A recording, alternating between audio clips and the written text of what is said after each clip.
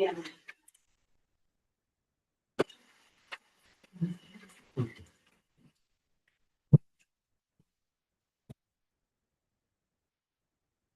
It's 6 o'clock. It's time to start our Eastern City Council meeting.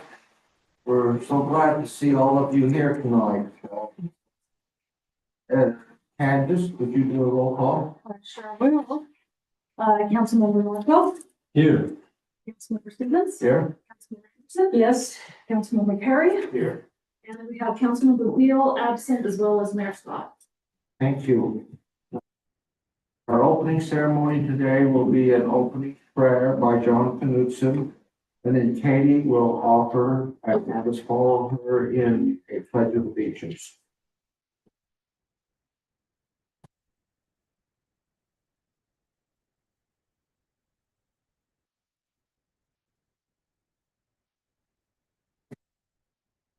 City, we're grateful for all those who have come up today to be part of this meeting and grateful for. Pray that we have to live in and discuss this night that we can live in spirit. Oh, we have to say the same. Christ. Amen. Please join me in the pledge. I pledge allegiance to the flag of the United States of America, and to the republic for which it stands, one nation, under God, indivisible, with liberty and justice for all.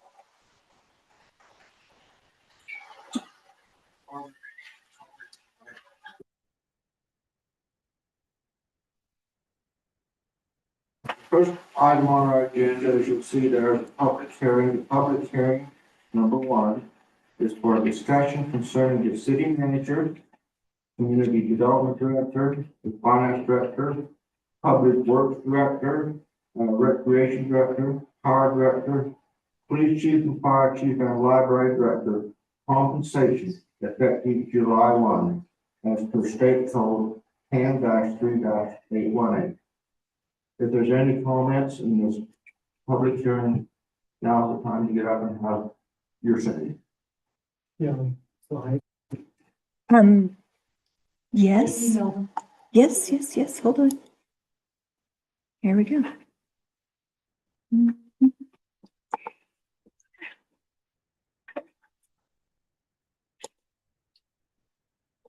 trying to do the slideshow. Here we go. Okay, got it. the state code requires us to have a report on directors and city manager compensation changes in every year. So for all those that you just named off, we're doing a 2% increase. It's the same amount that every employee is getting for Ecom City. So the COLA for the year is going to be 2%. All the directors fall into that same thing. So everyone's going to get additional compensation. So there's any comment.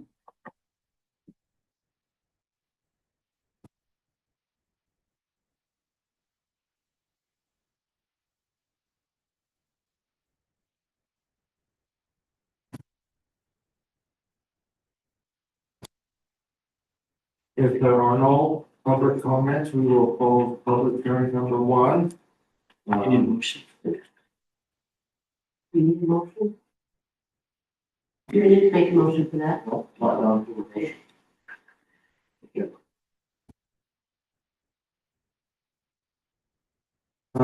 Public hearing number 2, budget adoption. John? All right, that verbal, we got. Okay, so this is the fiscal year 26 budget. We've gone through this fairly extensively with council and department heads. So this is going to be a very high level overview, basically of just the totals. If you have any questions specific to anything about that, or they could come to the office and discuss it more if there's any interest in that. But we'll go over a little bit of a summary of how our budget's structured. So we have our total budget here. The services, which is the general fund, capital projects, police, fire, finance, admin, recreation, those departments. And then just the services, which is price funds, so that's like our power, water, sewer, power.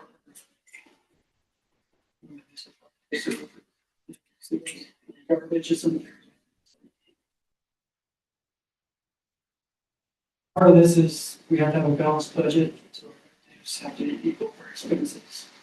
It's pretty typical in government. So as we go through the budget, we just make sure that those equal each other and. So one thing. Question utility rates.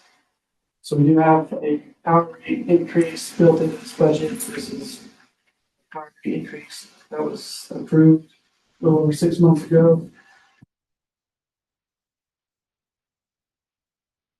We're cleaning the rate study right now, both water and sewer funds.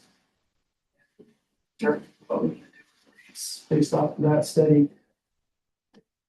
I don't have what we're be doing for extensions. There will be some increases right later in the fall, but we'll discuss that after the rate study is complete. Total budget will be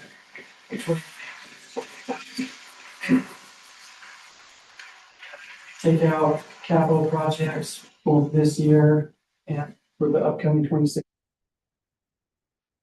Are apples to apples, it's an increase of percent this year. There's the summary of all those funds. There's a pie chart of the same information, just kind of break it out, see things are at. General fund itself, 6.6,100,000. Just the summary there, so the revenue and expense items. Chart for the revenues, where that's coming, you can see taxes are a big piece of where you know referring to the general fund. So that's not just that's property tax, sales tax, versus expenses. It's broken up by each department in the general fund. Capital projects that are built into the budget. Each one, so don't think that with council, but also doing truth and taxation again this year. So we did this last year. So 350,000 this year for property taxes.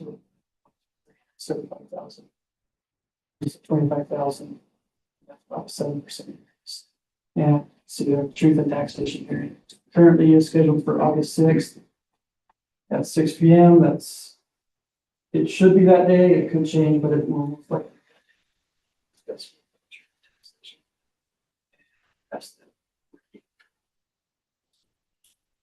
that was very quick, very high. Comments or questions from council or public?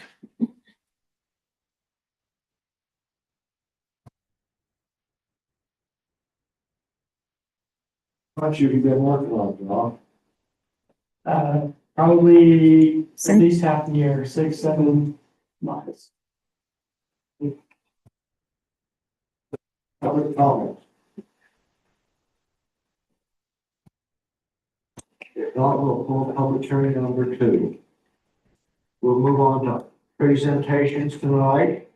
The YCC awards and swearing in. Julie, this is your Bag. This is your big day.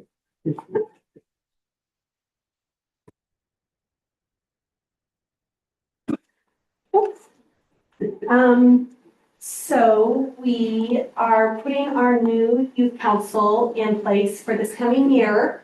And I'm super excited, but one of our past, this is really sad when I've been at this long, that now one of the council members, past council members, is now one of the advisors, but Daniels is going to be the co-advisor this year. And so that's great. I'm super excited. The kids have all said fantastic things and are super excited to work with Bree. And I think it's really fun. And I think this says a lot about the program that we have some, at least two that I can tell of our past mayors in coming to the attendance today to help watch these other kids get sworn in. So I think this is a really good program. But at this time, I'd like the kids to come up. We have 18 kids on the council this year. And the mayors for this following year are going to be Bridget Hallows and Paige Arnoldson. And then our secretary is going to be Lucy Bean.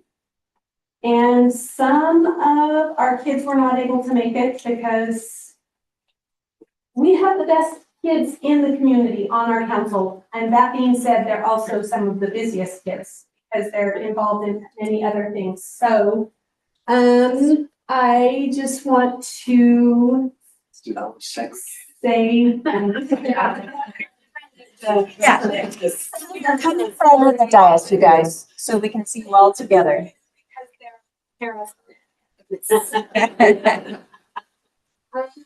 So, do you want to read the names or would you like me to?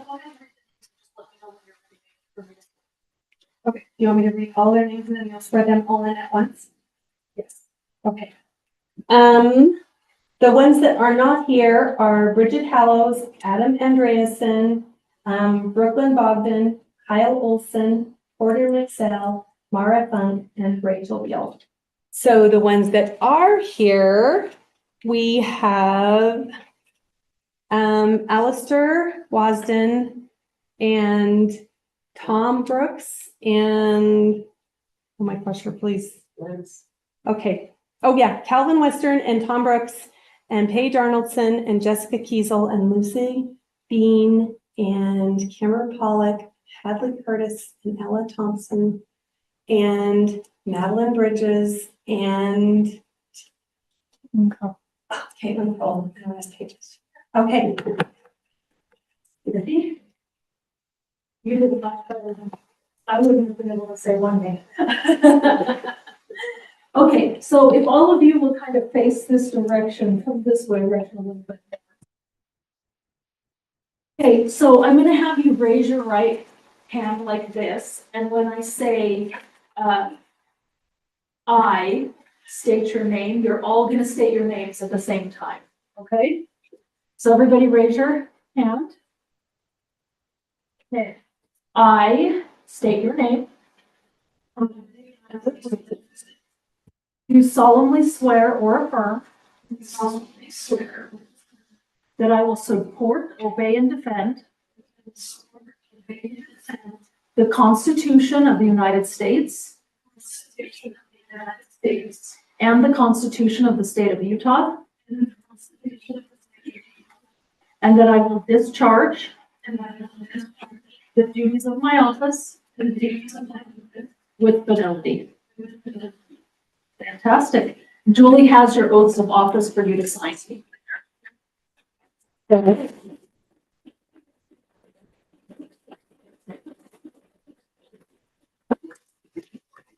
Parents, do you want to come up and get some pictures or two? I just want to tell the city council, you better be careful. These kids are after your seats up there.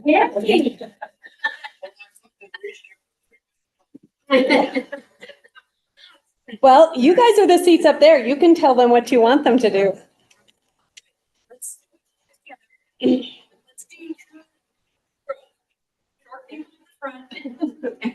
That's you.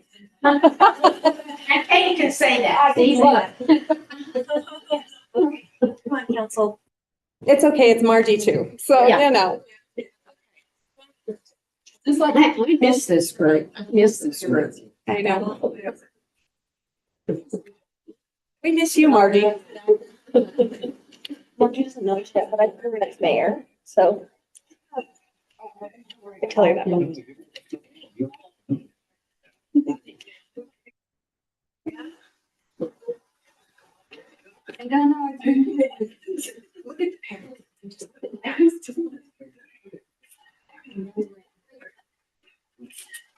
One right here.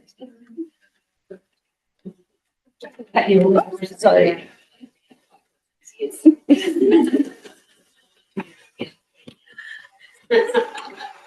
All right.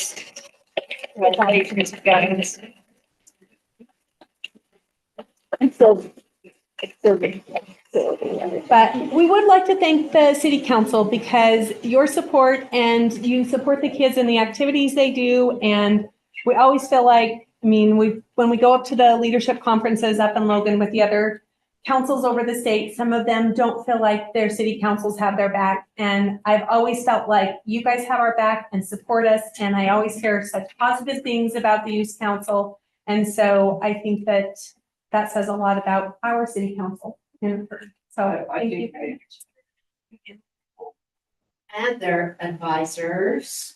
Parents, unfortunately, Yeah. you are the face of the city. They don't look at us as people. They want to see these young people that have bright ideas, and we appreciate it. We'll be asking for some reports throughout the year about things that are going on and also. Thank you very much, and hands off to you again.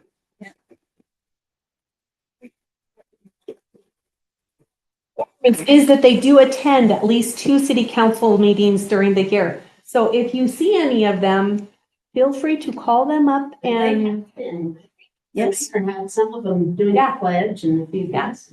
so feel free to get a report from them. Thank you very much. And we're going to excuse for a parents meeting. Is that all right?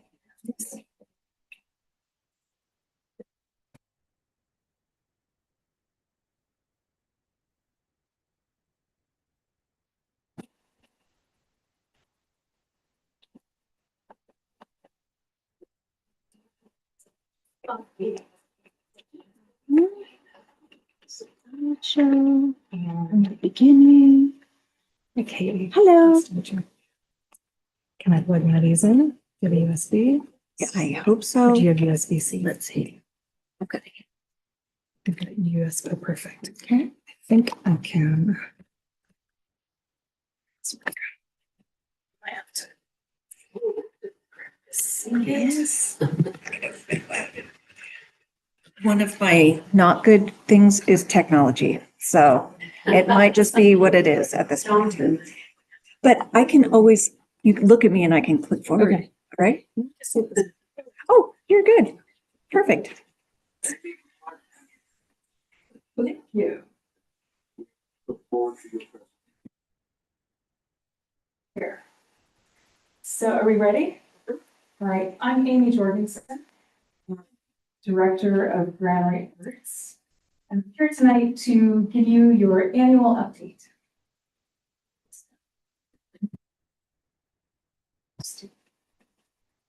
As a reminder, we are a local arts agency.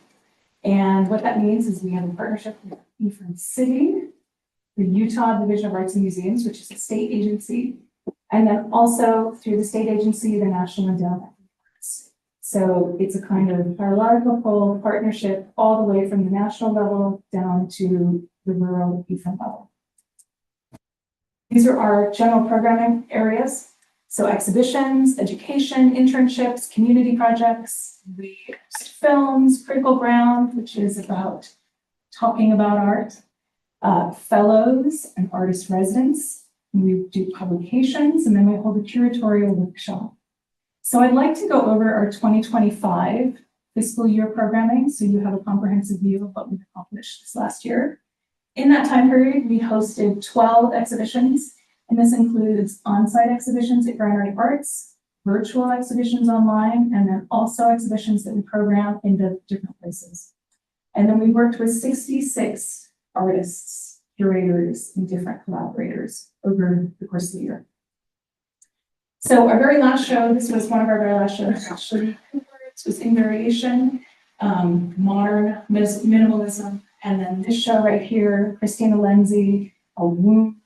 She did a series of live action paintings. This is an event where she painted in the moment. It was really kind of spectacular and interesting.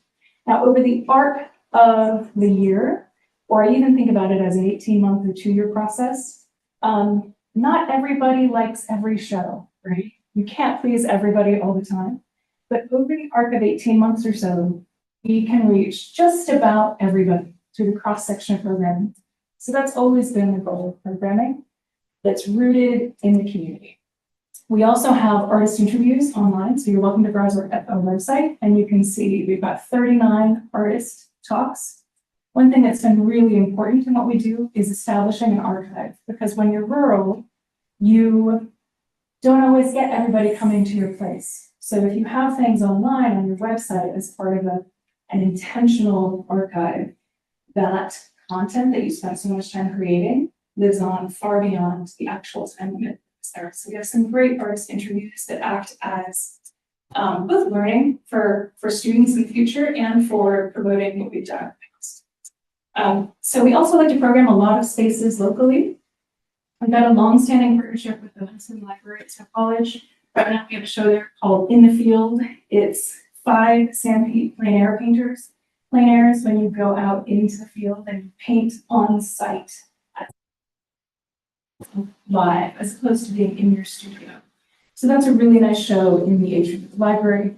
We've always programmed at City Hall. This piece, you may recall, this was about a 3 or 4 year work where we had 32 artists and historians, and poets and writers doing site-specific pieces that were across Sanpete County. So you could take your phone and go out into the field and listen or watch or learn from that. We just ended that. That was a phenomenal series. It was covered in so many different media outlets, and really engaged a cross-section of both scholars and artists. Really wonderful. And then we actually had, if you recall, we had 2 folk artists come in and write an album specifically about Sanpete County. I Chisel. So we have 5 songs written about Sanpete County from this project that are on Spotify if you want to listen to them. We also work with Ephraim Public Library. And then we've had, this show just came down at the end of the year. This was a show that's been traveling for about 5 years. This was the Survey of Utah Contemporary Photography. And these were all of the institutions that hosted this exhibition. And as you look at that, it was here in Granary Arts. We curated and published that. But also you can see that it went to all the best museums in the state. Utah Museum of Fine Arts in Salt Lake City, the Utah State University Mar Eccles Harrison Museum, Southern Utah Museum of Fine Arts. So you can see that the caliber of what we do is worthy of museum and exhibition, even though we are located out here. I always said when I started this that if I was going to do this, I wanted to do it. And I think we have been able to live up to that. In 2025, we work with 2,711 kids. This is through, as of today, we hosted 118 education workshops. Those workshops take place in multiple spots. This is in the CCA Christensen cabin. We started hosting workshops in the cabin space in the summer of 2013. Prior to that, we were in the upstairs space of the co-op. So we host Workshop Wednesday, which is a free workshop for children and families. It's really for any age, but I would say mostly it caters to younger children.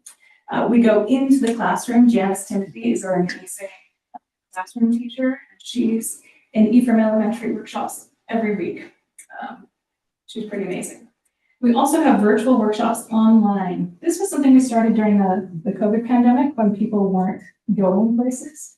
So we have 53 video tutorials online, and we still make art kits for kids who want to watch those, and so they can learn. So we even reach the homeschool. And you're welcome to browse those on our website. We also partner with Utah Arts and Museums to host a creative aging workshop. This is specifically designed for adults 55 plus. It's free. And so they're able to come and do a weeks-long workshop hosted by an artist that has a connection with Utah Arts and Museums, but we have them down here. So it's a pretty phenomenal statewide program. And it's designed to get people out of their homes, back into the community, get people connecting, working with their hands so that it reduces isolation, loneliness that is really common in the older population. We hosted a writing workshop with Melissa Leilani Larson.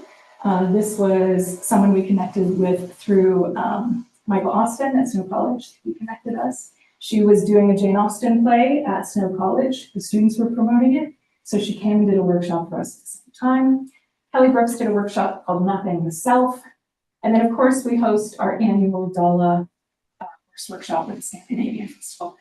At the Scandinavian Festival, we had about just over 900 people come through the space.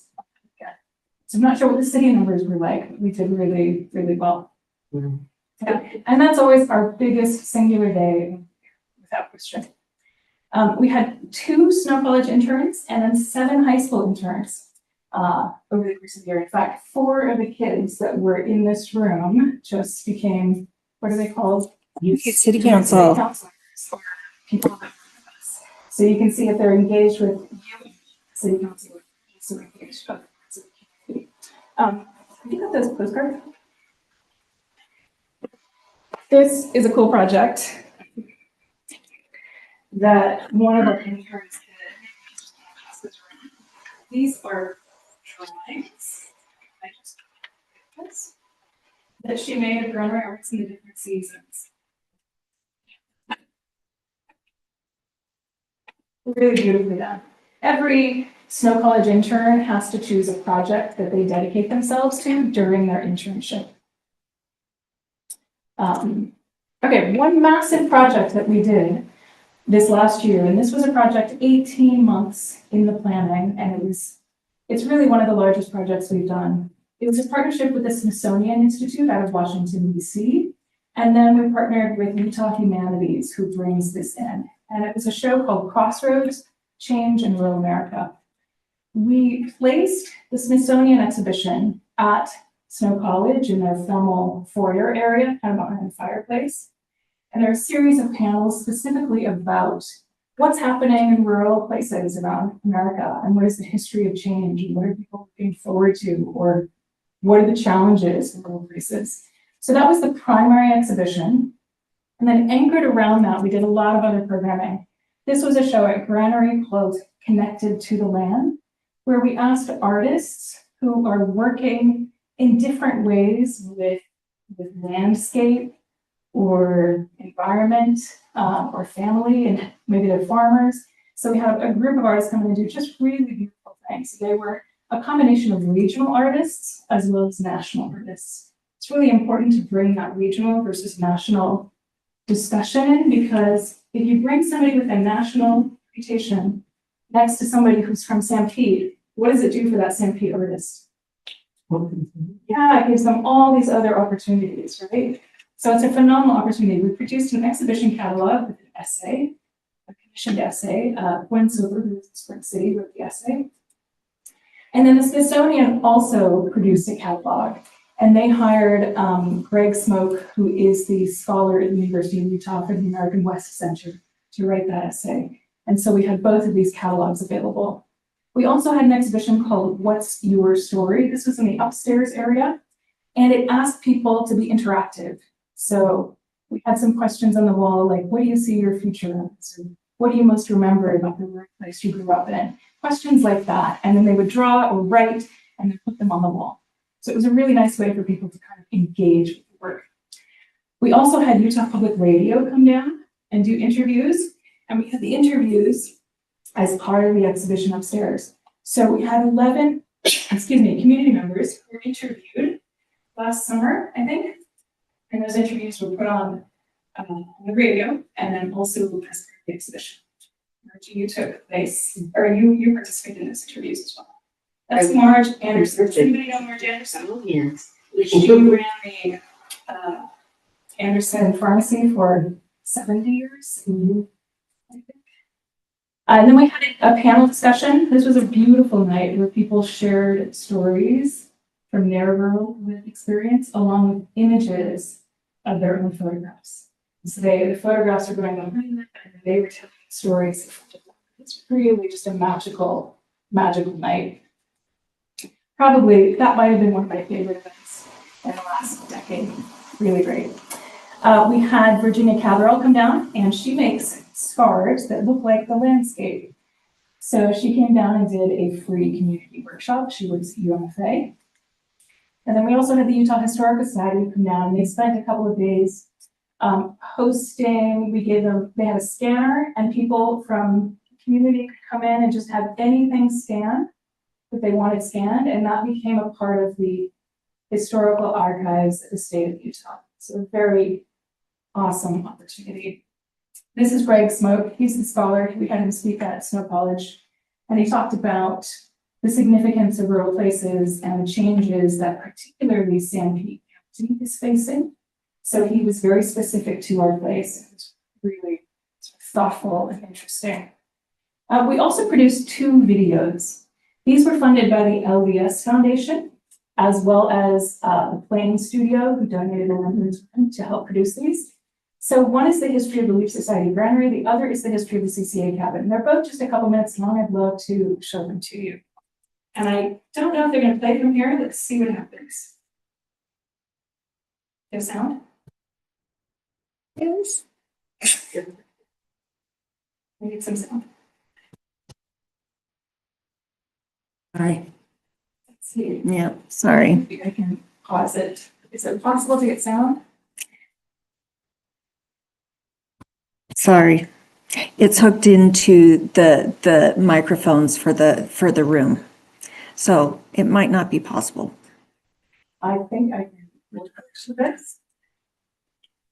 Can you hear this? I'm gonna-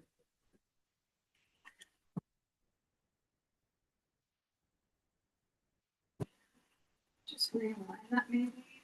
Start over. This isn't going to be synced, but let's see what happens.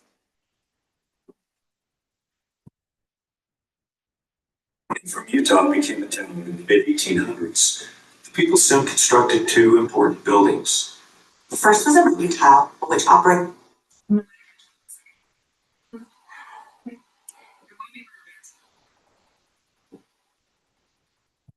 It is a co-op association. The second building was a large granary next door. William Young had asked church members to store grain as insurance against famine. The idea fell flat for many years until he hatched a plan. He asked the women. Women of the Church of Jesus Christ of Latter-day Saints formed a charitable organization. They called themselves the Relief Society. Sarah Peterson was the Ephraim Relief Society president. Her husband, Kenneth Peterson, had been on an overseas mission for the church for 3 years. Sarah had to do everything at home, including plowing the fields herself. One spring, she planted her wheat a little later and a little deeper than the ones. Their wheat even lush and green, and the grasshoppers swarmed. But Sarah's wheat came up later. It fed the whole settlement that winter. People called it salvation wheat. Grain is still a symbol of the Relief Society. It is a reminder of what women can do. The women of Ephraim owned title to their granary and also to the second floor of the co-op as their meeting hall. This gave them a public presence on Main Street. This was their space. They earned it, they owned it, they ran it. After the turn of the century, women throughout the church began collecting cash and goods. They no longer needed their granaries. So in 1915, the Ephraim Relief Society sold its building to a rolling mill. In the years following World War II, the mill closed and this once brown mill became an eyesore. It took another decade to raise funds for restoration. The turning point was this watercolor. Kathy Peterson showed the buildings not as they were, but as they should be. This historic building is now home to Granary Arts, the nonprofit arts center. It's founded on belief, and you create the community you want to be.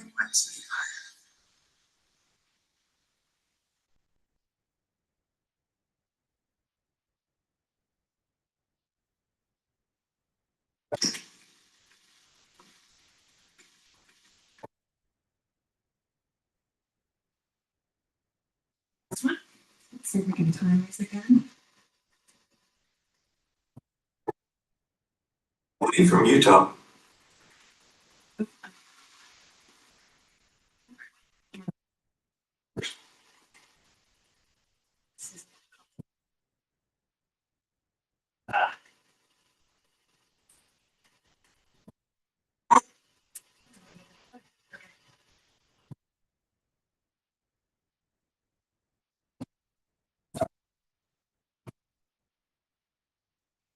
As a child, CCA Christensen's parents had a reversal of fortune. It left his father broken and his mother taking in laundry. The children were always hungry. One night, his mother had a dream. It prompted her to apply for CCA to attend a boarding school for orphans and the poor. The school apprenticed him to a carpenter, and for 2 years, he learned the building trade. But his paper cutouts on the school's Christmas tree caught the eye of a wealthy widow. Seeing the young man as an artist and not as a laborer, she purchased his freedom from the apprenticeship, and she sent him to the Royal Academy of Art in Copenhagen. After 2 years at the Royal Academy, CCA and his family met missionaries from the Church of Jesus Christ of Latter-day Saints. In 1857, he boarded a ship to America, burying his first wife, Elsie Shield Harvey, along the way. A few months later, they entered the Salt Lake Valley, dressed in tatters and waving a Danish flag. He took on odd jobs as a bricklayer and housemaker because, as he said, the paint pots were empty. CCA and his young family moved to the Sanpete Valley, where he farmed, painted scenery for theaters and murals in church buildings. He thought of himself first as a painter, but he was most known at the time for his poems, essays, and hymns. He also taught art classes at the first secondary school in Utah, the Utah State Academy. He was also homesteading 160 acres of a settlement called Morrison. That was the purpose of this cabin, to give his family enough comfort to outlast the homestead years.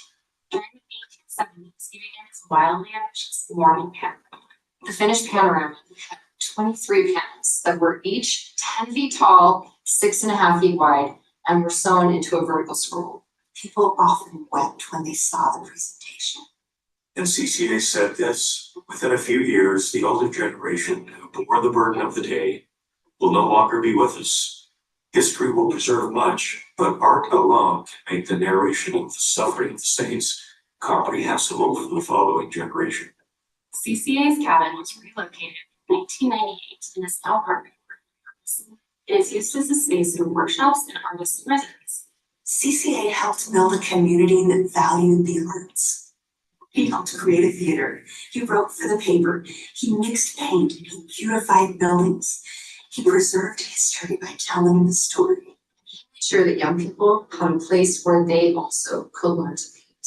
Likewise, Granary Arts was founded on the belief that you create the community you want to be a part of.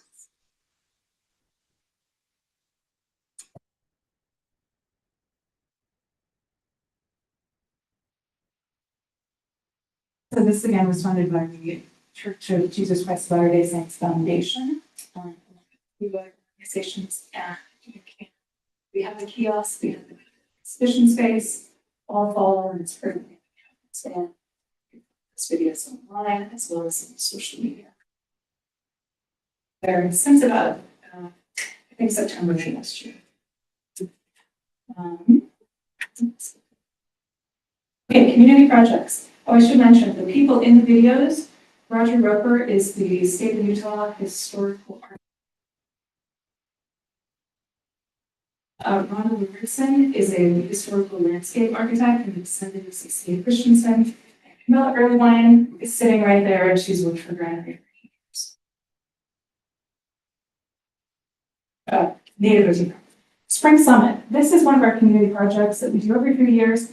This is a 3-day gathering of community leaders, architects, designers, artists, engineers, and talk about what is the impact of cultivating the arts in rural places and how do we advocate for change.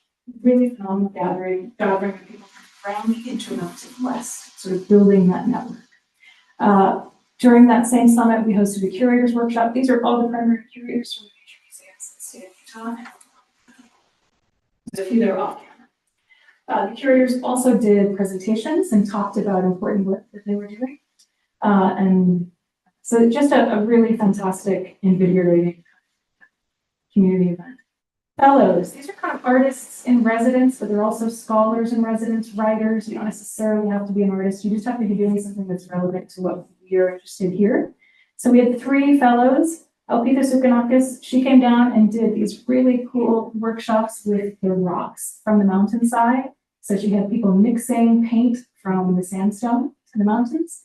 She did a talk, she did an exhibition, just a lot of cool things. Bianca Velasquez is a writer, so she wrote several things for us, and she also did a couple of podcasts, so both Utah-based media and Southwest Contemporary is a national magazine published in Mexico. Rhonda Luritson, she did our research and the narrative writing for the she's a historian. What's that? I know the Lord, I knew the Lord. She has Kids were my actually- age. She has ancestors from the area, so I think that, yeah, which is why she's really interested in this area, this research. We also do publications. We did 2 publications this year, one for Arlene Quinlan and then one for the Connected to the Land. This is a kind of quick view of 13 years of press and media. We've been covered over 100 times, maybe 150 by now. But if you look at that list, that's a pretty substantial list. You may recall a couple of years ago, we were listed in USA Today as one of the sort of 10 innovative arts organizations to keep an eye on. So lots of coverage. These are a couple of press highlights from this last year over in California and then also Southwest Contemporary. These were some of the radio interviews that came out of the Utah Public Radio project that we did. And then I wanted to just go over some major accomplishments.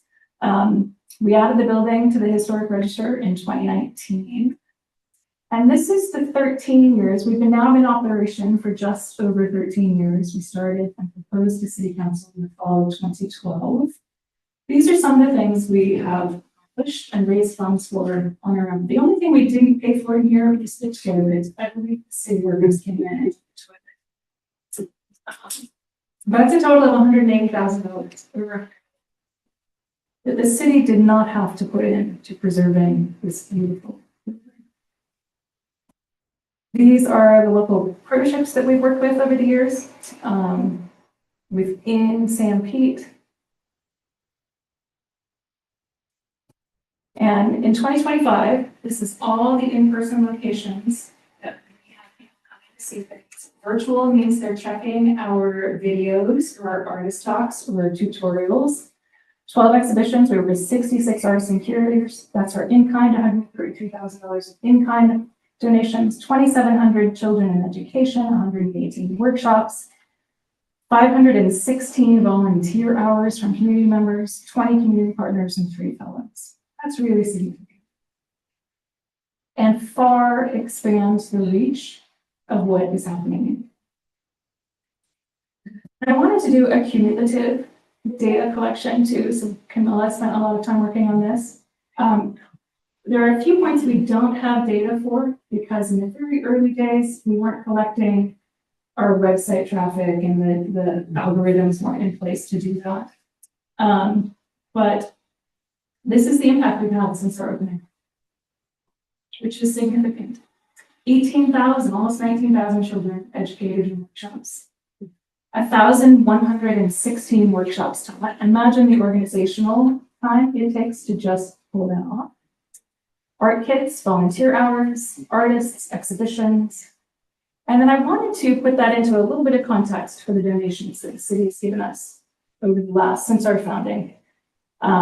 That is the history of Ephraim City's donations.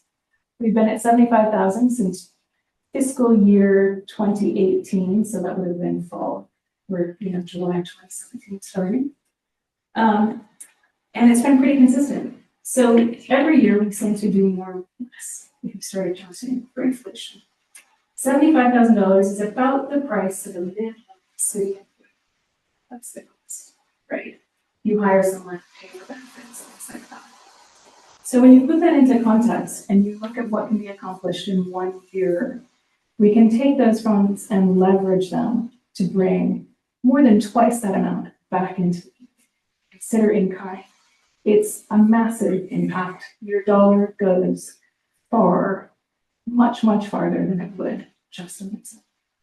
The power of leverage is quite astonishing. So that provides a little bit of context. And then I just want to thank you for your support. And there's our little logo.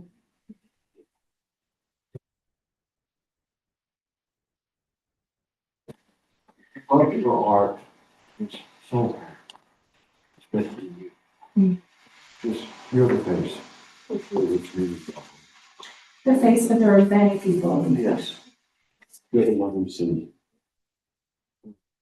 Time and dedication.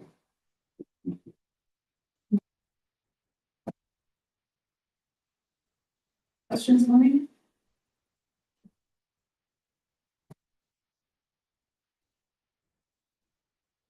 Okay, Thanks for having up the greenery and what I think to take part in it.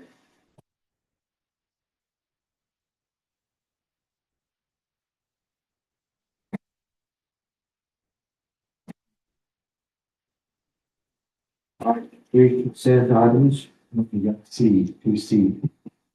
Parade safety. Oh, boy. Jordan, he's different. Well, you've never been a fan of safety. Yeah, come on up and. Right.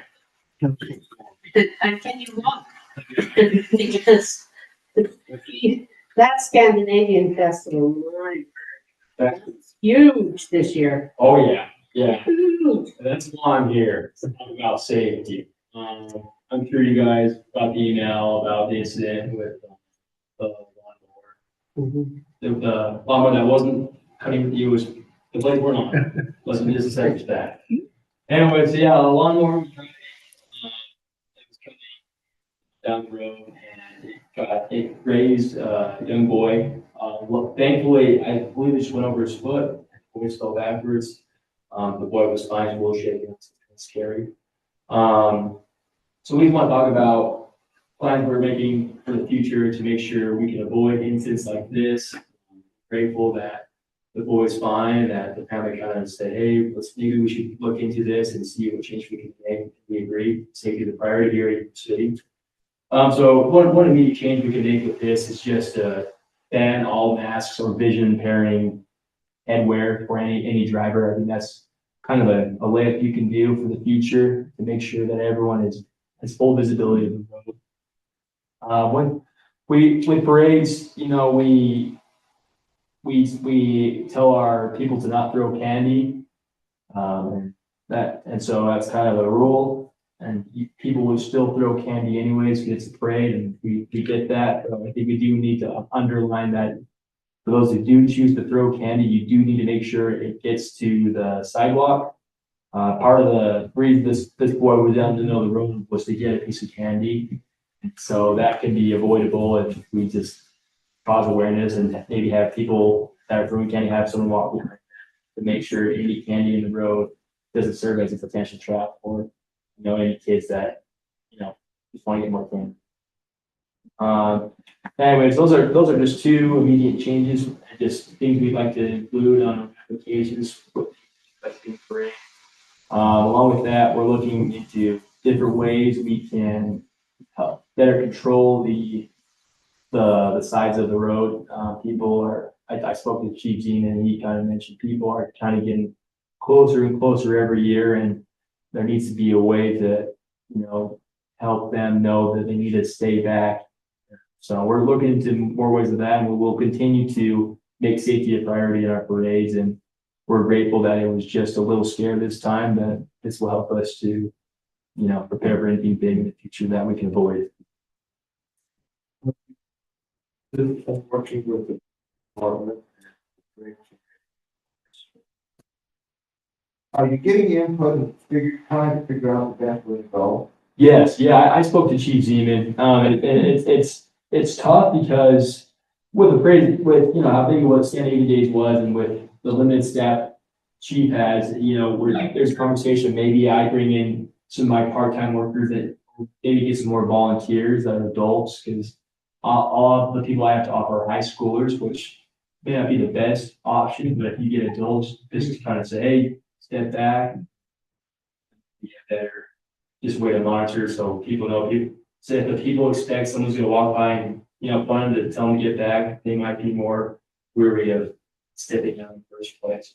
But yeah, there's several things we've been talking about. Whether we do a barricade or whether we just have more volunteers, besides with very visible vests, there's a couple of ways to go about doing it. Can we parking on that street the night before? What's the possibility that? That has been discussed too, maybe making it to where we'll put out some A-frames for awareness and say, you know, from 8 AM on, no parking on Main Street, because that's some of the problems that I've seen is when vehicles do park and then they set their chairs up. Yeah, on the end.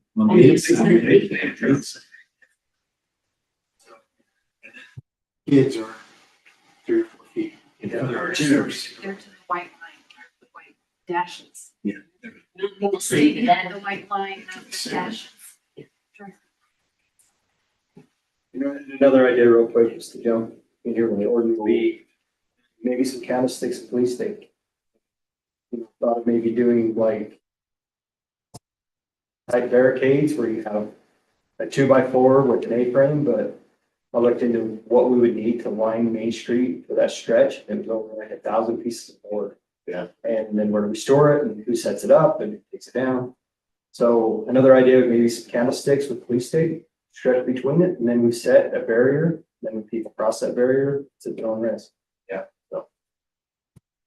Yeah, I think I like the housing idea as well, because that can help with the light parade as well, with the drone show we plan to do this year as well. Shoot that. Yeah, Andrew. See you start working. Yeah, And maybe you could set some type of a goal, you want to have a policy and that is in place. So there's some time to, like, I thought you could jump right. oh, then, well, you know, we had great police force here that, I mean, Colby had a lot of ideas I can't take credit. So, lots from him as well, so it's. How many people do you think grab that rate? Heck, yeah, I say 1 billion. Write that down, Suzanne. It was 1 billion. 1 billion. Yeah, I'm not sure, but I think it was up there. So. Yeah, there was one person, I believe, this year in Utah that fell backwards off a float, 12-year-old kid, over hill. So it's not just the people out in the street, I think the people that are on the floats gotta be warned. I think this one probably forgot he was on a float, stepped backwards, and fell off. Yes, I'm I already. can't remember where it was at. It was somewhere. So I'll look into that. Yeah, that's. I just think the safety thing's it's good. Yeah, it's definitely a balancing act, because, you know, obviously safety is going to always be our priority, but also parades are supposed to be fun. We want that too, but. Well, maybe, what we have to do too is walk beside the hand the candy, rather than throw. That's definitely an option too. I think, gee, we really think that like they can swarm the people with candy though, and it kind of causes another issue. Oh, that was you, Dennis, yeah. I knew some good looking guy. But yeah, so One had hair, one didn't. yeah, I mean, maybe we'll have to try it with some of our parades, with some of our floats and see how that works, because. Yeah. Yeah. Yeah. And yeah, that's what we want. Yeah, we want kids to have fun. Every part of the venue. Yeah. And there's parades that don't throw candy anymore, and I don't know, what are we doing here almost? We like to have candy, but safety's gotta be everything.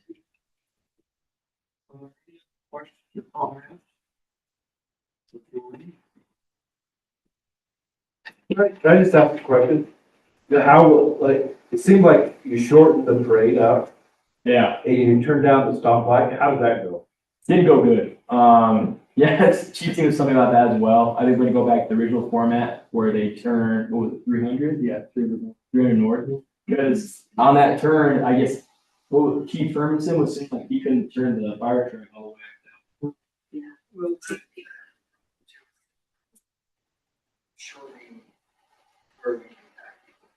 Well, then that's good. We spread them. So this, so. Kind of not having a turn parade is better in my view. Yeah. So yeah, we got a couple of lessons there. I was just curious. No, yeah, we were thinking it would be there for everyone to meet more immediately to the pair, but it wasn't, the ribs were work, and it wasn't.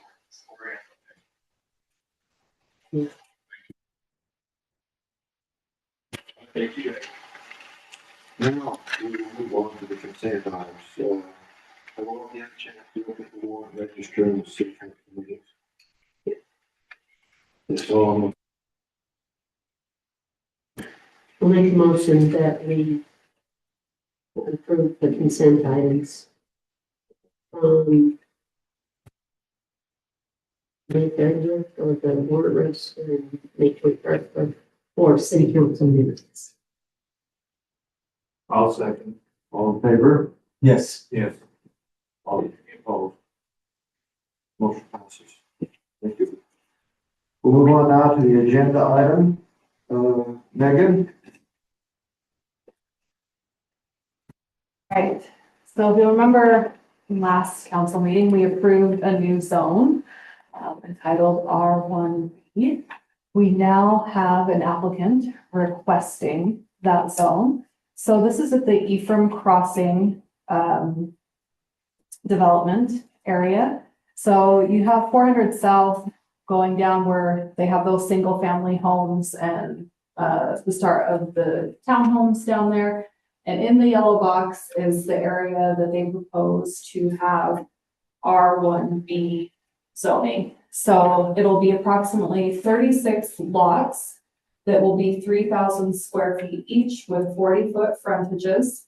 And then about 15 12 homes with the 60. Okay. And then right behind, I'm just gonna come up here real quick.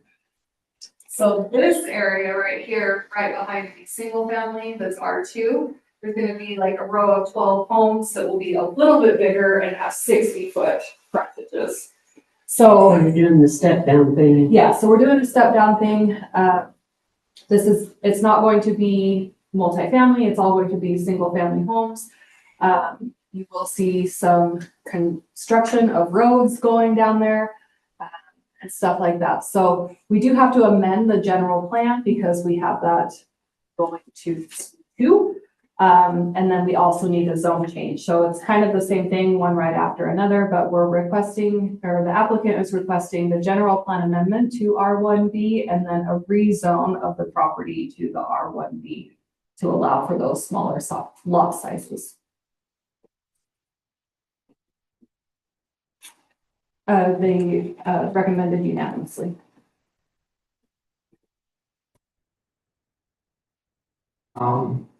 Yes, when we had the meeting on this, on the small homes, I agreed on that. But I made a strong point, and I agreed in certain areas. I do not agree with the Verdes development at all, for many issues. And not agree with this side. And I also would like to, my opinion, well, can I talk about something else besides this? That's stated in. The state of this, but I do not agree that this is a good side for the small, and several reasons. One, safety. Verde Group hasn't completed anything, several. That's my point. And I have talked to several citizens of Ephraim City, and they agree with me 100%. Just want to know that council, the rest of the council knows that too. I have talked to several people that agree that the Verde development isn't going the way it should. I don't think this is the right location for the small homes. Is there a place that you would put them, Chad? I'm excited about these small homes. I am Starter homes. And they're not small homes, they're small lots. They're So small they lots, are gonna but they are be, small homes. They're Yeah. not tiny. yeah, they're not homes. tiny. And I think that's what people think, but so they're going to be approximately 1,200 square feet. Which is more than mine is on my new floor. Yes, starter. Like starter kits. Just think the Verde Group has followed through on there. We've had 7 years on this development. They haven't followed through. We as council have changed several things that I don't agree with on their development. And I don't think they're getting treated the same as other private developer. They are a private developer. They are not Ephraim City. And yes, there's several other, if they built out and did this like they said they would in a timely manner, possibly there's safety issues, there's other issues there, possibly it would be a good location. But they haven't, yes, there is a lot of locations that I think would be good, but this is definitely in my mind, 100% a good location as of their progress on their development. Thank you. Chad? Just two things. If you feel like there is any sort of discrepancy between how we treat developers, whether they're local to Ephraim or whoever, you just come, can you just have a meeting where you, so that I'm aware, because I want to do my best. Yeah, because I always try to make sure I'm being ethical and holding everything to the same standard. Well, I think the city council. Just want to make everybody understand. I hear from the community, they say Ephraim Crossing. Even the PID says, we can't call it Ephraim Crossing. It is not Ephraim. That is my point on that. And to make it that in my mind, we're doing a lot more for diverting development, the private development than we have around the city. And that's what I'm hearing from the community. And that's why I'm the city council.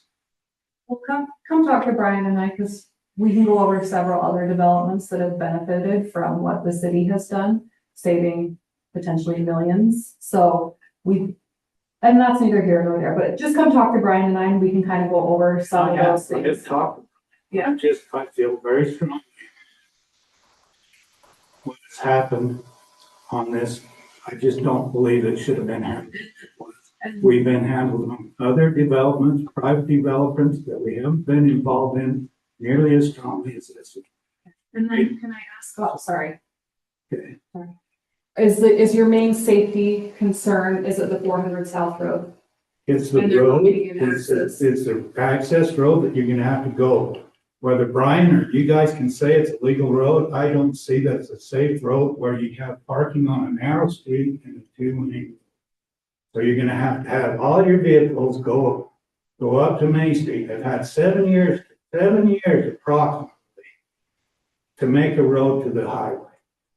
Why does Ephraim City citizens have to put up with all the traffic, all the emergency vehicles going down there, all the people that are gonna be using that road? It just hasn't happened in a timely manner.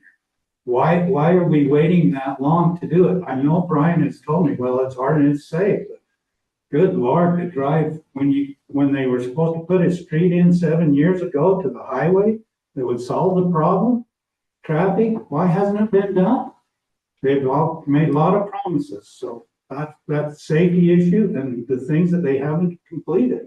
They've said they're gonna do things from the day one, they haven't completed any of it. They come in and change it. And we have, as councilmen, on a lot, I don't agree, a lot of this has happened before.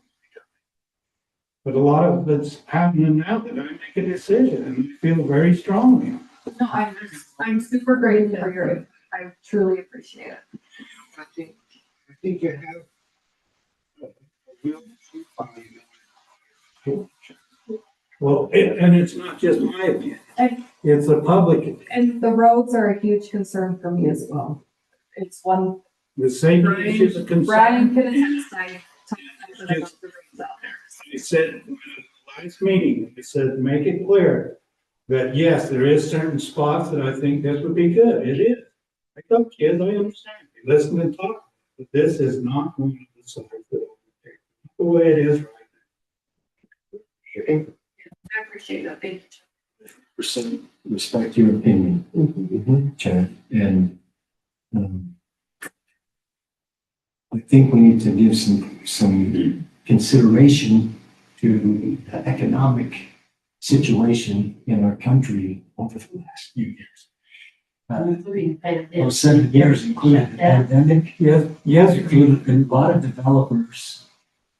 First of all, let me make this very clear. I have not received any kind of contributions from. Oh, no.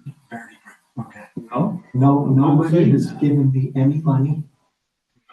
Nobody has bought me lunch from the community. I would also like to But- say the same.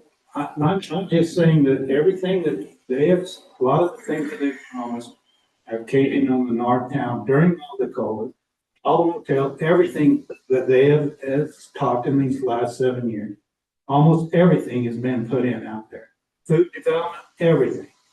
And they did it fine without even coming in. There wasn't hardly anybody that came in. Something to what we're trying to talk about here. I think we need to stay focused on this. Well, we are, but it's a big focus. Particular. It is. Stay on this particular item right here that's before us now. If you don't agree, that's your choice. That's my choice to agree, but it's my choice to be up here and explain why. Which means Any other points? Okay, so just to be clear, first, you're gonna do a general plan amendment, and then you're going to do a zone change request. All right,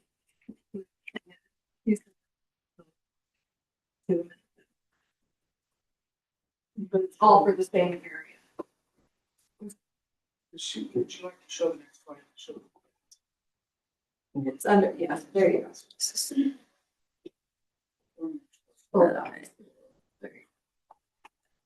here we go. That's it. And so just so we're clear, I won't touch it. We have been in discussion about this being a full width road, this being a full width road, and this being a full width road. We have had a couple discussions on that, so that when this comes in, there is a complete loop.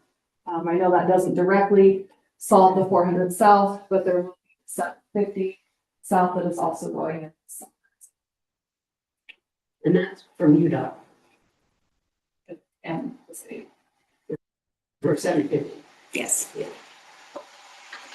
But we are not doing any roads for community, they are doing their portion. and the little road in between the smaller lots. Yes. Private. It's gonna This will be- private. This is a private road. That's where they're parked. It will be paved. It will not have curb gutter sidewalk because these will be driveway entrances. They're rear loaded. The garages are in the back. But it will be paved. It will be 24 feet wide. Our normal private road standard.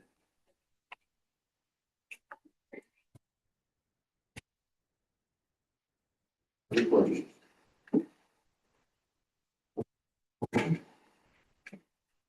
I move that we approve the general plan amendment. 200 west and 400 west, just south of 400 south, 450 south. Councilman Norfeld made a motion. Do we have a second? I'll second. All in favor? Yes. All opposed? No. On to zone change request. Yes, Megan, that, we talked about that. So, Sorry. So it's basically the same thing that we just talked about, that we had to do the general plan amendment because our general plan showed that property going as C2. So that was first, so now we can actually rezone it to the R1B. So essentially, just what we just covered. Lloyd, I'm gonna need you to vote because I have a vote from, vote from Dennis and vote from, Margie, and they vote from Chad, but you will have to vote because I have to have 3 positive votes for it to carry. so I'll vote for. Thank you. Motion passes. Any questions about the rezone? So I move that we approve the zone change request, changing it to, from C2. Is the whole thing C2 currently? Or is there an R2 is in there? There is a R1B. little bit of Yeah. R2, so Two yes. R1B. Yep. Second. Yes. Yes.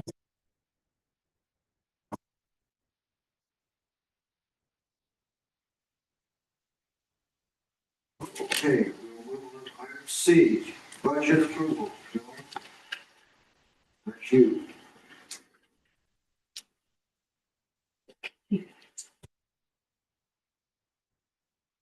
Too much more to add, and we're discussing the public hearing.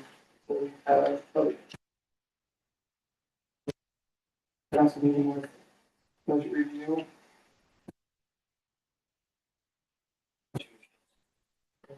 Yeah. The last 6 months. Yeah. Technically, this official budget because we have taxation. So we're gonna make changes.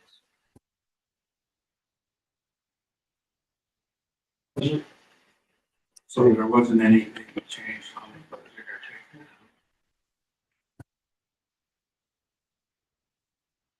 out. I have changed, like, $100.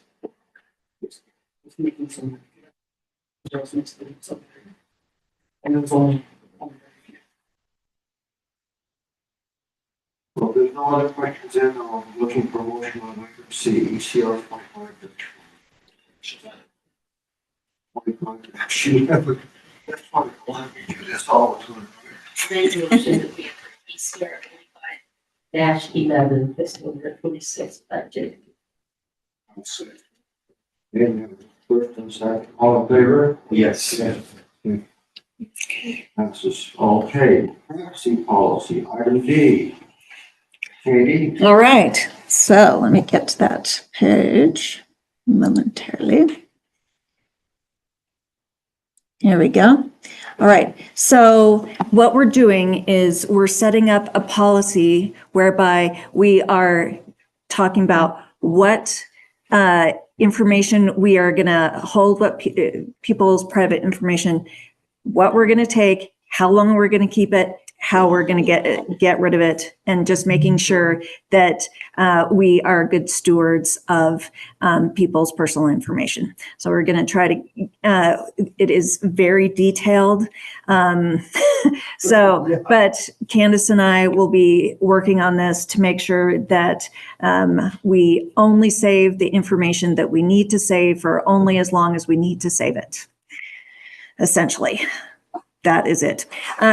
Any specific questions? So this is going to take us a while to implement, but we need to get the privacy policy in place, and we are going to continue to augment and put it into it. Exactly. Candace, any thoughts? Just, the state's just requiring that we have to have. And so we're putting in our policy, but they're giving us time. Basically, it's a step. What you want to implement and plus what you have to implement. And they know that people can't do it all immediately. So they're giving them a period of time to do each step. So this is our first step, is to actually put in the policy, and then we will start working towards each of the goals in the policy. Thank you. Is there any other discussion? If not, I'm looking for a motion.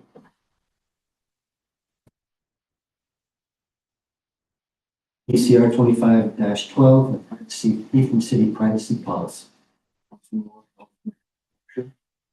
Second.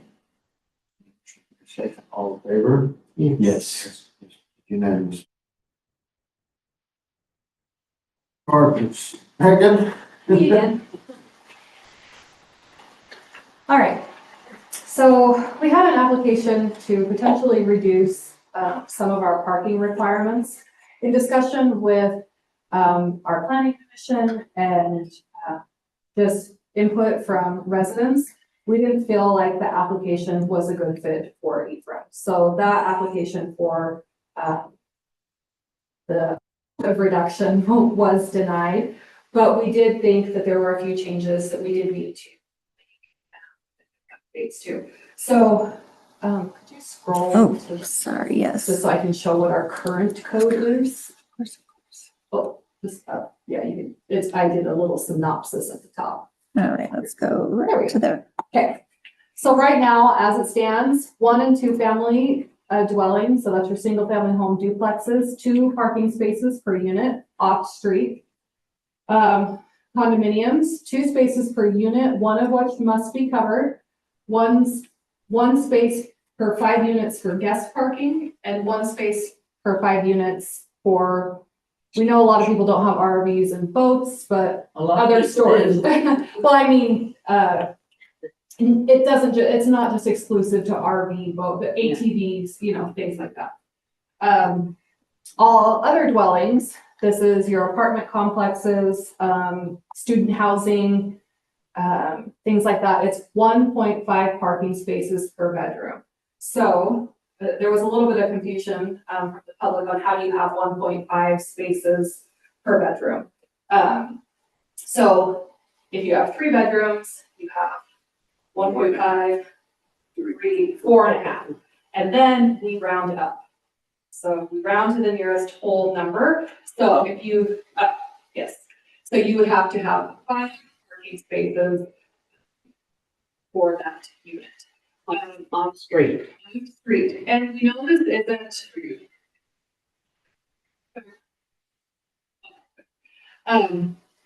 We know this isn't perfect. In some spots, it's not. In other spots, it's overkill. So this was decided, as you can see, in 2006. There was quite a lot of feedback from developers and things like that, and this is what the compromise that was decided on.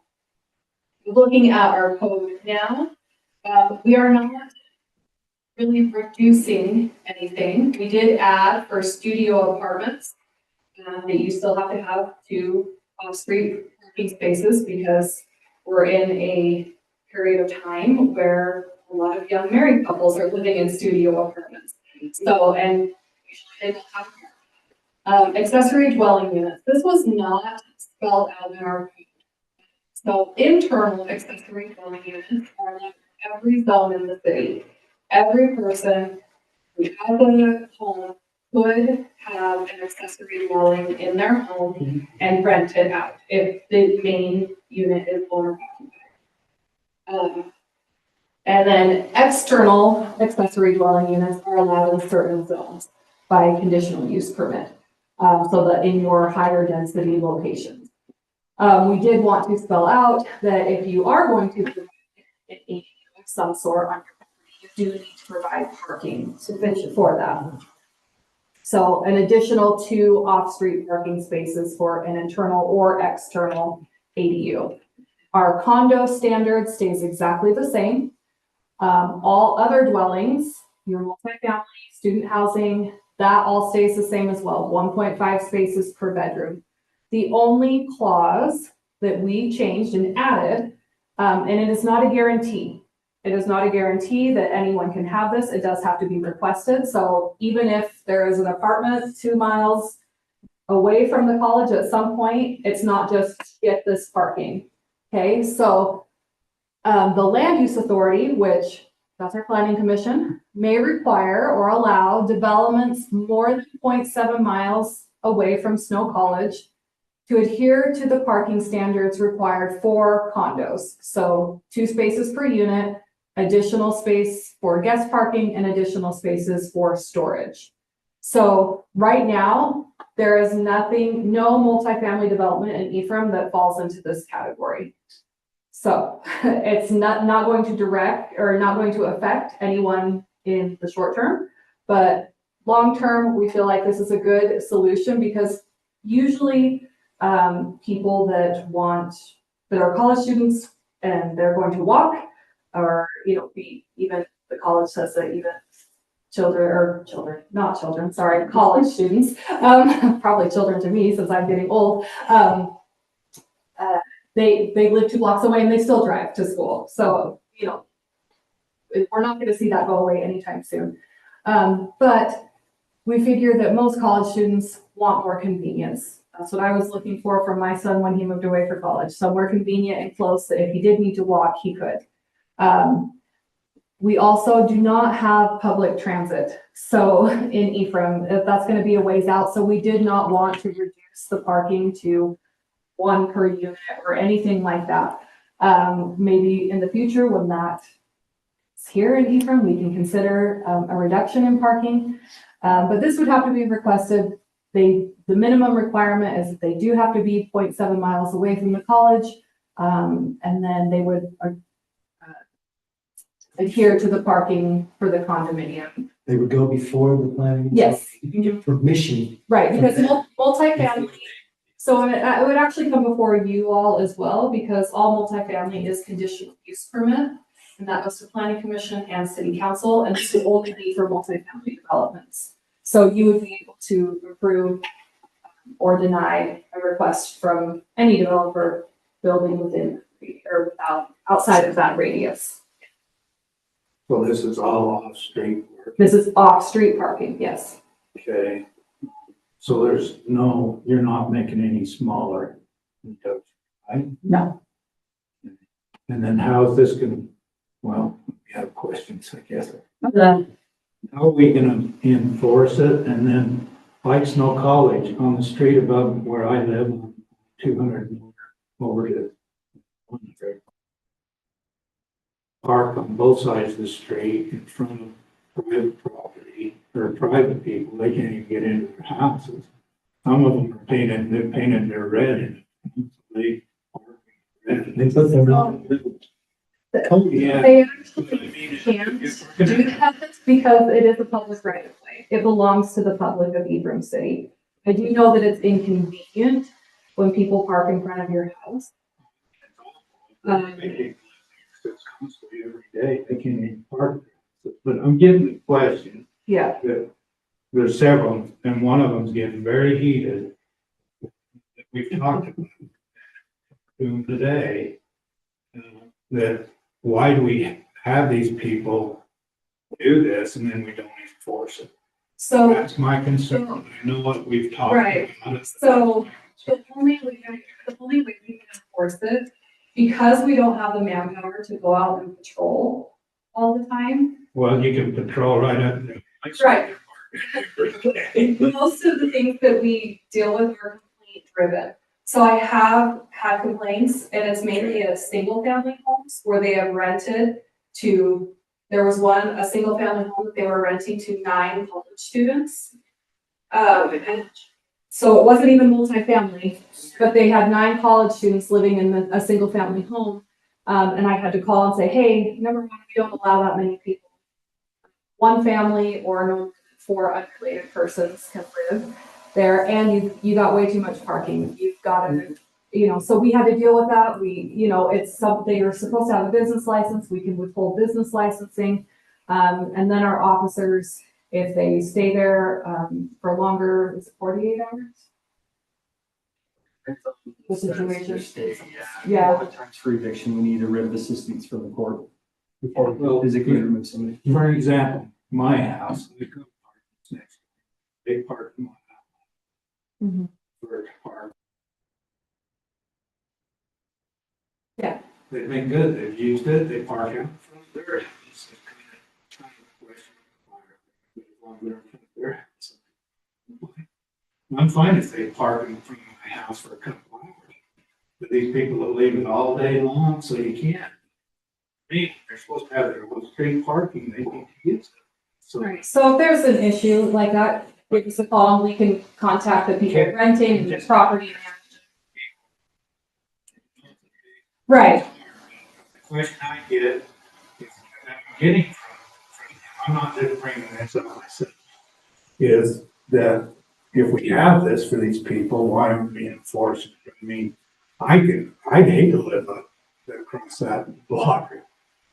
right, we do know there are a couple. There are problem areas in town, and like I said, the 1.5 parking spaces, we know that in some cases it's not enough, and in other cases it's overkill. But it was something that was, what can we compromise with? And also because each single family home in every zone, in every area in the city can have an internal accessory dwelling unit. Do we make all homes provide the multifamily parking? 1.5 per bedroom for every single family home, because there is the potential that they could include. So 6 parking spaces for each single family home. That would be a huge burden. So It's not perfect. We're doing the best we can, and if there are problem issues or problem areas, please let us know. We are more than happy to call Don't to. take me wrong, I'm asking these questions now because I've been phone every day. It's probably something. You guys take a lot of heat, so. Yeah. And the thing of it is I want everybody to know that a lot of people are going, okay, if it's gonna be that way, we're not gonna enforce it, we'll take it for our vehicles or such in front of your. Okay, And there's nothing you can do about it. You're not gonna enforce it. Does the code restrict street parking? in the winter. But I have a comment to make too. One, there are a couple of places where there's an old free ordinances for all these things. And there's just, I don't think there's a ton of them, but there are a couple where they literally, they literally just have, they have very limited, but at the time, there was no code restricting that, and there's no space for them to put in there. And the other thing I think that citizens were getting unhappy about is they thought it was 1.5 spaces for every unit, when they didn't realize it was 1.5 spaces per bedroom. Per bedroom, yes. And so that makes a whole different look at things. Yes. Anyway. Just maybe if there's some things, just like you just said, maybe we should look into them. Things I'm concerned is I don't, somebody parking a trailer and so they get home. I'm just saying, maybe we should look at it and say that, the off-street parking where they're supposed to be parking. I don't have a problem myself with parking in front of their house. If that's what they want to park, that's their deal. In front of your own. Well, students that makes to me are parking in front of the other people's houses, in the streets. Where that big parking lot is. And it's so hard. I can see the students. On one side, there's parking spaces striped, if I'm not mistaken. And for them to, on the other end of it, if they're trying to sell their house, people park. Anyway, if there's something on here while we're talking. Right. To make it better, like I say, there's a lot of discussions that I feel are starting to get. Right, and if there are problem areas, please call me. I'm more than happy to help out in any way I can. I'm not saying you guys aren't doing a good job. No, no. I'm saying Sometimes we just don't know. And so if there's an issue. Right. Any other questions for me? Make a motion that we close the city council.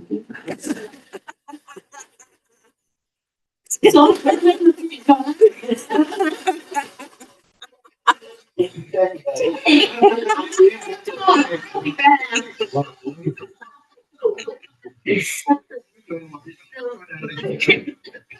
make a motion that we approve ordinance ECO 25-8, amending regarding parking requirements.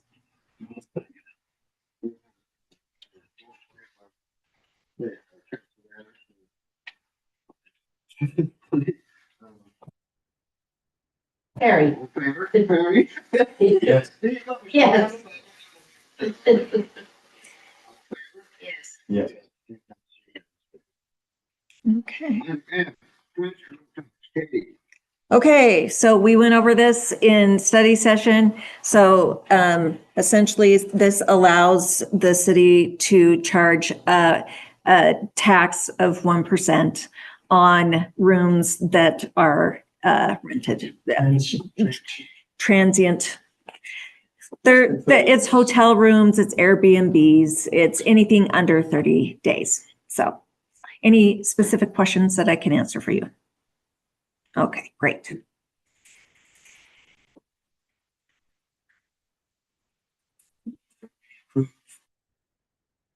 So 25.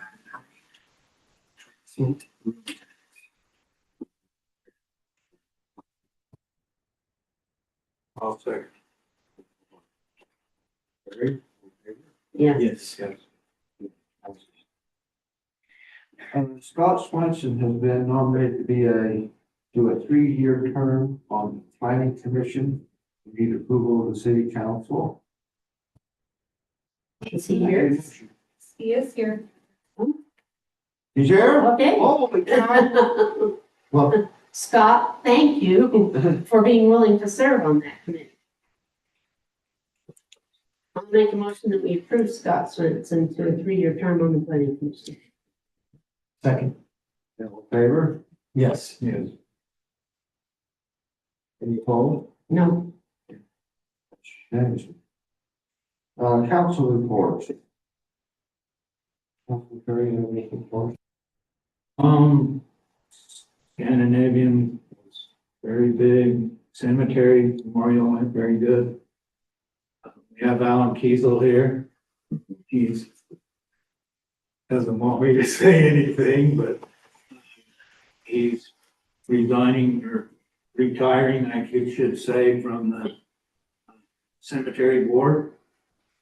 He's been there 6 years. He also was on the fire department, volunteer fire department for 20 years. Just like to say, thanks a lot for your service. It's a lot of time, a lot of volunteers, so thanks.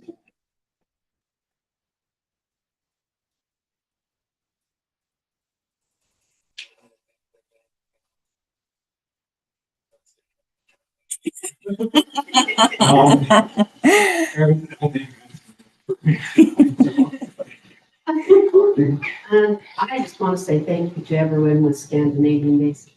Had so many comments about how much they enjoyed it. So, and who was in charge of the weather this year? They did a good job. Oh, good job. Tracy. That was my job. Okay. Well, Scandinavian is funny. Yes. We haven't reported on it. No, we didn't report on it. We just said how grateful we were for it. Feedback, follow up. So if you have any feedback, Yeah. any recommendations? A lot of people liked the cover band this year. Good. That's good. And I messed up because I have a concert. Put on the floor. Yeah, it was an Abbott costume that Linda Fisher made. I was excited about the float Yeah, in the parade. I think they were. I love the band, even though there's Well, some issues. the first place where the floats was the Tyco Dream. Oh, yeah. The oars and Jackie ship and just that. Nice. It was a tremendous success. And And I just have, always nice to have there are so many good things going on in Ephraim and that, and people need to refocus because Ephraim City does a great job with a lot of things. Citizen boards and it's so great with our city. service. Thank you. All right. Well, first of all, so glad to be back. And I was gone for 2 weeks, so I missed Scandinavian Festival. I was very bummed about that. So as for your information, we've had how many people file so far? So we will be having a primary for city council. And there's still plenty of spots available to run for city council or mayor. So you have until Friday?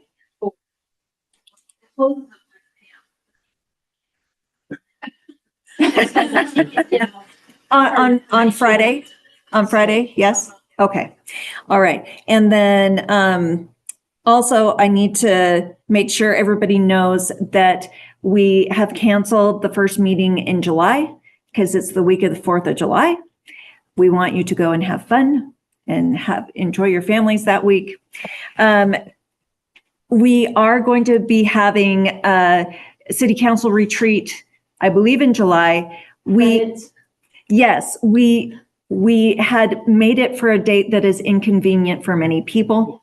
So what we are going to do is we're going to shift it. Dennis, would you like it after your daughter's wedding or before? The 19th? Okay. Okay, so now we're at the 19th. Okay. Yes. So I'm glad you remembered because I forgot. So great. So it's probably mine too. Okay, so I will do some checking up. We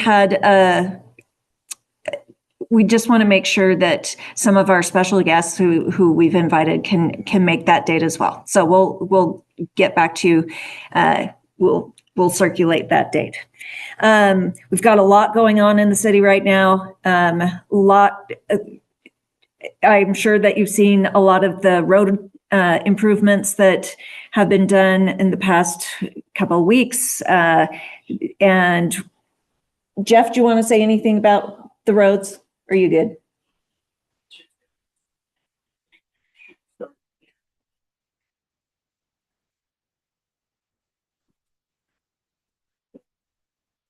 Yeah. Yep. All right. Yes, big job. The 750 South project should be starting the 16th. Okay. And work has begun on the Public Works building, right? At least the excavation part.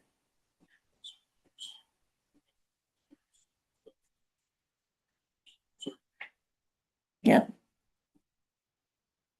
So we are the boulder at the top of the hill right now. And it's just going to all summer long. It's going to be amazing. So I think that's all that I need to inform you of at this time, but thank you.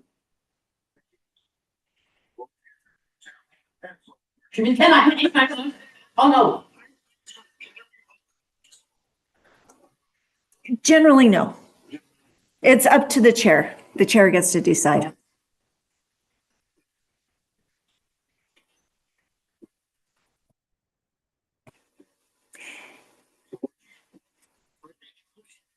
Close this city council meeting. Second. He does. Right. And John, you won. Huh? No, she guessed 7:30. You have to guess the closest time without going over.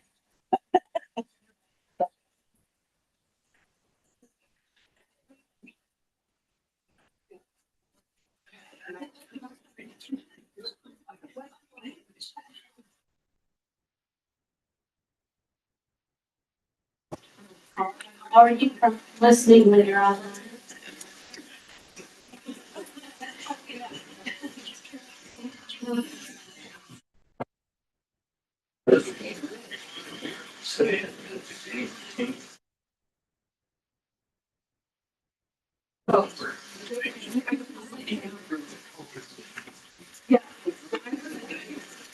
Thanks, Joe. John did.